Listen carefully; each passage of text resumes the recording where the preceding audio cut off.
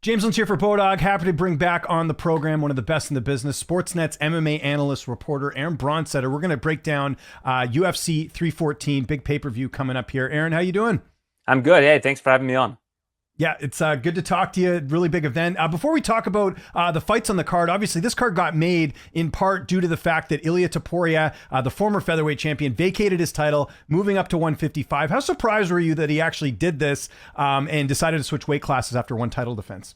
Well, I think the UFC probably said to him, hey, like, if you want to move up this quickly, and you're not going to be able to defend the title, I think that they probably preferred him to vacate. I know that they've said that that wasn't necessarily the case. I think it was more that somebody had mentioned that they don't want to have two division champions anymore. But I think in this particular case, it didn't really make a whole lot of sense. He's defended the title once.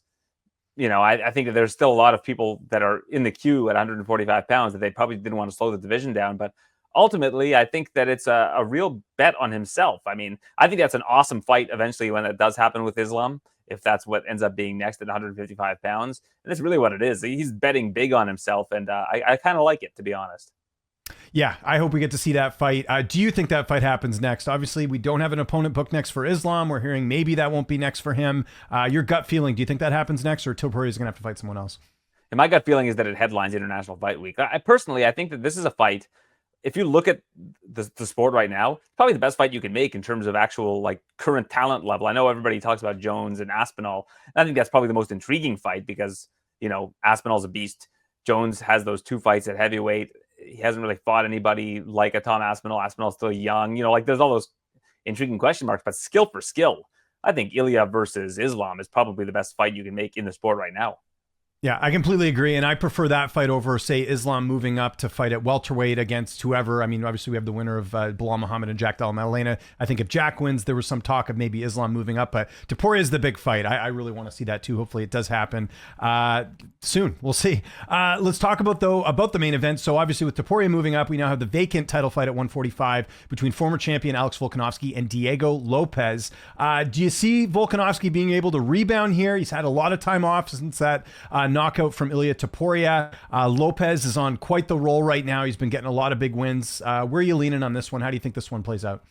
I would lead Volkanovski just because it's a 5-round fight. Like, I think that Diego kind of needs to put him out early if Diego is going to win this fight. I think the longer this fight goes, the more it favors Volkanovski. Volkanovski's only lost once at featherweight, right? And a lot of people will point to that loss to Topuria and say, hey, he had just gotten knocked out months prior against Islam in that second fight. And perhaps, he wasn't 100% going into that fight. In this situation, I think people are kind of, really succumbing to recency bias by looking at Lopes being the favorite here. Because personally, I think, Volkanovski, his track record kind of speaks for itself. That being said, every fighter has an expiration date. They have a shelf life.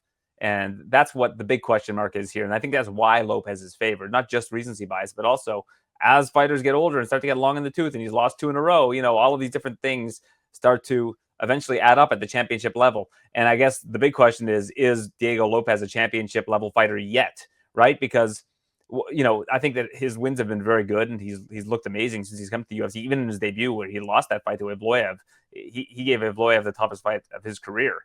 And that was on very short notice. So I think Lopes certainly deserves to be in the spot that he's in, but I think Volkanovski's going to be a very stubborn opponent. I feel like the longer this fight goes, that favors Volk. He's got the 5-round experience. We have seen Lopes slow down in a couple fights that were only 3 rounds, and I know we can't really put too much stock in the Dan Ige fight that was a couple hours, but you have sort of seen even in the Ortega fight him kind of getting a little bit slower, and with Volk, we know he can go 5 rounds. Do you agree with that, or do you think it's irrelevant? Well, I guess it's irrelevant if he finishes them early, but I think the longer this fight goes, that favors Volk. I think it's certainly relevant because Diego Lopes, I don't believe, has any 5-round experience. I don't know if before he came to the UFC if he had any title fights. I don't believe he did. So I think automatically, the longer a fight goes, you have a guy in Volkanovski who has tons of 5-round experience. So I think that's going to really be the X factor here is how much pressure is Diego Lopes. And I mean, he's also got that in the back of his head, right? For him to gas pedal Volk and try to get an early finish just because those are his best winning conditions doesn't necessarily make it the thing you want to do in a championship fight, right? You want to be able to show that you can go all 5 rounds and maintain that gas tank. So I think that he's got to be opportunistic for sure, but I don't think that he needs to put his foot on the gas pedal in this particular fight. Movsar Evloev, do you think fights the winner? I think that's pretty obvious. Not necessarily. Like, I think that there's still a lot of moving pieces. I think especially with Patricio Pitbull entering the mix, because when we talk about shelf life and expiration date, I mean, he certainly is not going to be around for that much longer. And I think that if he does beat Yair Rodriguez, you can certainly make the case, and Volkanovski wins, you got that Volk Pitbull fight, the two kind of best featherweights of an era. And then on the flip side of that, if Diego wins and Yair Rodriguez wins, and you got UFC Noche coming up at UFC 320, you've got Yair, who's from Mexico. You got Diego Lopes, who represents Mexico and has lived in Mexico for a while, especially particularly in Guadalajara where this event is taking place. So there are a lot of things that, come into play when these decisions are made. Let's jump to that fight. I was going to go a little bit later, but since you were talking about him, really excited to see Patricio Pitbull in the UFC. I think there was this, obviously there's the thought of him being a lot older and Yair Rodriguez, being younger and that being to his advantage. But I mean, Patricio Pitbull beat a pretty young guy in Jeremy Kennedy not that long ago and got a really good win over him in a fight I believe he was an underdog in. What do you make of that fight? Because I think it's interesting. Rodriguez hasn't exactly been the model of consistency either. But again, he's much younger than Patricio Pitbull in this fight. Yeah, I think that more often than not, at this stage in their career, Yair Rodriguez should win this fight. But like you mentioned with Pitbull, he's still beating younger guys. He still looks like the genuine article, even at his current age. And personally, I think he's, definitely in the top 3 fighters that never fought in the UFC up until now in the history of the sport. I mean, I think that if you look at the all-time great featherweights, you have to have him on that list, probably in the top 5, right? So I think that this is a really intriguing matchup for that reason, because if Pitbull wins, now suddenly you've got this kind of legendary figure from outside the promotion, similar to Michael Chandler getting a title fight in, I believe, his second fight after beating Dan Hooker. That sort of thing can happen for Pitbull if he has a really good night at the office.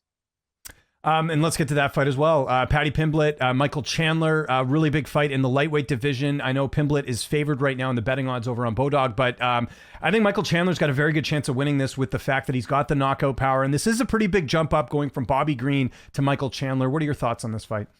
Look at these great segues that I'm giving you, James. Give me what's the next fight we're talking about. I can somehow throw that person's name. It involves. We'll make it work. Yeah, I don't know. Well, yeah, we'll have to segue it there. I kind of just ruined it there, but go ahead. Yeah, what do you think of that fight?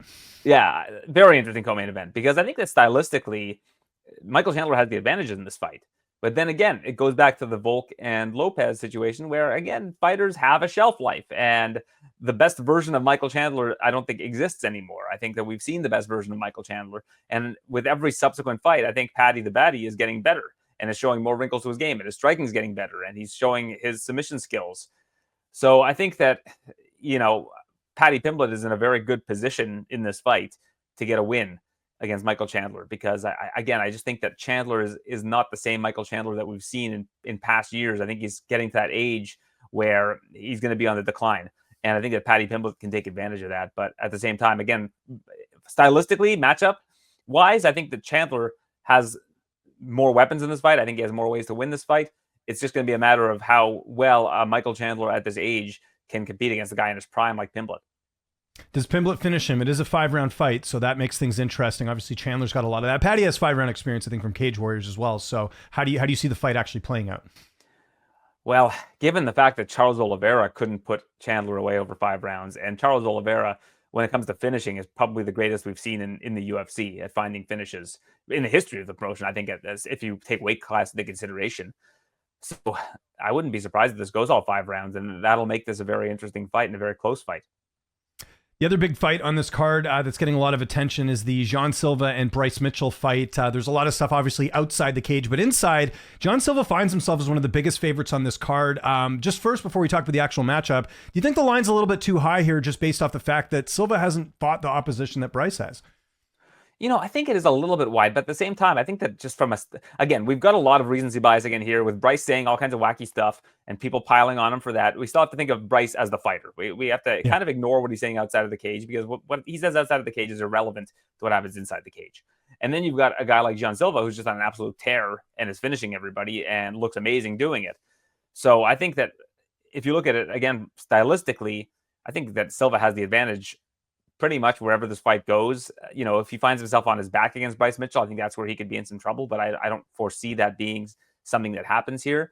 I think that Bryce, his submission game is really, really refined, and he's great at finding opportunities. But I think in the striking game, we've seen some fights where Bryce Mitchell has looked really good on the feet. And I think that people are kind of forgetting that too. When Bryce Mitchell is on and he's locked in, he's a very good fighter. But again, I just think that right now, John Silva's on a tear. The Fighting Nerds team is just rolling right now. It would be hard to go against them even at these long odds. Do you think the fight doesn't go the distance prop might be worth a stab there? It's 3 rounds, but I think between both these guys, Bryce's really good ground game. You've got obviously Jean Silva's knockout power and what he's been able to do to most of his opponents. Do you think that's worth a stab just in case Bryce does maybe pull this off? He's got some submission wins. Yeah, I think more often than not, the fight does not go the distance. I think that you've got 2 guys that are very opportunistic and have, again, very good potency with Jean Silva and his power on the feet. And Bryce Mitchell, I think on the ground is certainly very sneaky and is able to find submissions in a lot of these different situations. He's very crafty, and I think his ingenuity is something you can't write off. Nikita Kyrlov, Dominick Reyes. The thing with Dominick Reyes always is, can his chin hold up? Will he be able to take a punch from a guy like Kyrlov, who does have knockout wins? I wouldn't say is as big of a threat as some of the other names he's fought, like a Yuri Prohaska. But what do you make of that fight? And the other thing with Kyrlov, long layoff going into this fight. Yeah, super interesting because of the layoff, right? Like, I'm not really sure what to expect from Kyrlov. I think on the feet, Reyes is going to have a big advantage. I think he's going to be a lot faster. I think he's going to be a lot crisper. I think if it somehow gets to the ground, that's where I think Kyrlov can utilize some of his strengths there. But we haven't really seen Reyes in a lot of trouble on the ground. He's usually live by the sword, die by the sword for Reyes. So I would lean Reyes in this situation. I think his reemergence in this division has been a great story. And I think that on the feet, he's going to have an advantage here. One more I wanted to ask you about, kind of flying under the radar a bit. Dan Ige, Sean Woodson. Obviously, Woodson always, trying to get in the rankings, getting into that spot. Ige's always kind of been in the rankings, but hasn't been able to get over that hump, so to speak. What do you make of that fight in the featherweight division? Yeah, very tricky fight, because I guess the big question is, how does Ige win that fight, right? Like, Dan Ige is a beast, and he's able to beat people. But I mean, I think that the intangibles here might be a little bit too much for him. I think Woodson's reach and his range against a guy like Dan, who's on the smaller side for the featherweight division, is going to give him a lot of problems. And Woodson's not exactly like this one-punch KO stopper. He's a guy that is very, very tactical and will pick you apart. Whereas Dan Ige does have that stopping power, but he really needs to get in close against Woodson. I think that's going to be a really tough puzzle for him to solve. I mean, that said, he's at a great gym in Extreme Couture, and I'm sure they've got bodies that they could put him, especially, I think Julian Erosa probably is the logical candidate so I was thinking of training with at that camp, because you got a very similar frame. But at the same time, Woodson's boxing is so good for a guy that's that size in that division, and he's just such a tough puzzle to solve. So I would have to lean Woodson there, but it's hard to write off Dan Ige because the guy's just like such an absolute beast and is also really good at finding his openings.